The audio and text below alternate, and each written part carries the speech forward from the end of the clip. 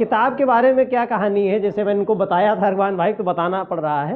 किताब देखिए, मैंने बताया कि जब मैं कॉलेज में नहीं आया था, यानी कि स्कूली शिक्षा में था, मैं नेशनल इंटर कॉलेज में पढ़ता था, तभी उसी दौरान जो है मुनव्वर साहब के बारे में मैंने सुना।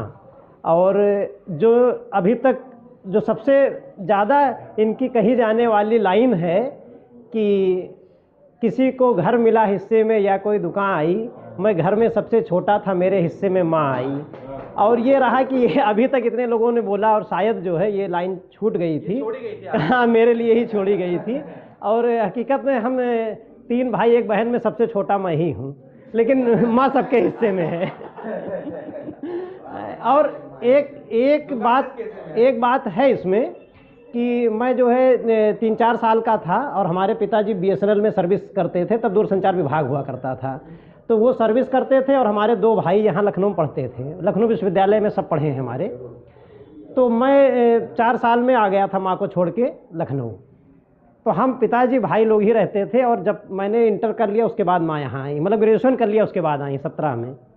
तो ये चीज़ है कि यही बात थी कि जैसे कहने का मतलब क्या है कि आपके अगर माँ साथ में नहीं रह रही हैं, जो बच्चे हॉस्टल में रहते हैं, बोर्डिंग में रहते हैं, उनका एक दर्द अलग होता है, तो वो चीज़ भी एक फील हुआ।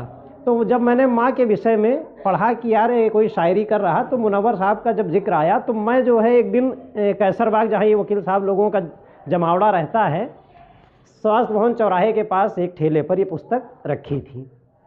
तो जब मैंने ये देखा मुनव्वर राना लिखा है, तो हमने कहा भैया हमको तुरंत चाहिए। अब पैसा तो उतना नहीं होता था, 60 रुपये इसकी कीमत थी, और मेरे पास 100 रुपये की एक नोट थी, बहुत दिनों से रखा हुआ था।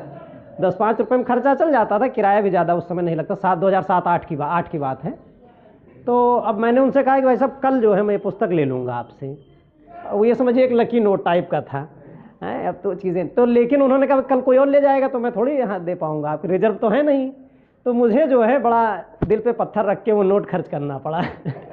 यही छोटी सी कहानी है। खैर मैंने लिया। नहीं, उस नोट का आखिरी नंबर 704 था, तो मैं उसको मान के रखा था कोई मतलब नहीं, वो कीमती नोट है भाई। हाँ, तो आप बताइए। हाँ बिल्कुल। अरे तो वही लकी समझिए।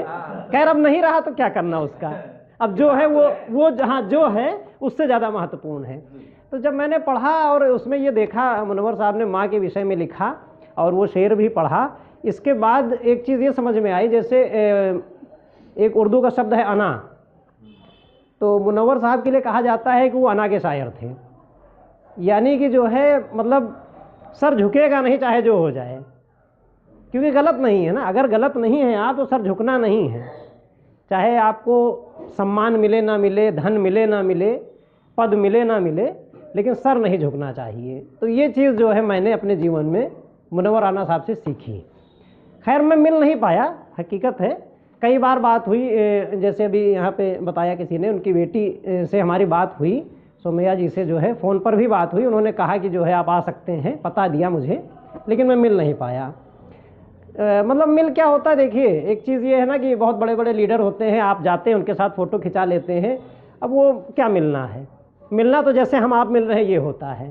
और बड़ी शख्सियत से हर व्यक्ति इतना नहीं मिल सकता है, क्योंकि सभी के पास 24 ही घंटे हैं, और सभी के पास जो है 60 और 70, 80 या 100 साल का समय है। तो हम किताबों से मिल लें, उनके विचारों से मिल लें, यही बहुत है मुझे लगता है। तो हमने जो है जितना मिलना था वो मिल लिया। और ये ख्याल जो है, ये सभा करने का, ये श्रद्धांजलि करने का, या इन्हें याद करने का ख्याल जो है, ये अरगवान भाई का था, और इन्होंने मुझसे शेयर किया, तो हमने तुरंत सहमति दर्ज करा दी। और मैं चाहता था कि ये किया जाए, और हो गया सफलतापूर्वक। आप सबके सहभागिता से मुझे बहुत प्रसन्नता है। आप सभी का आभार, धन्यवाद।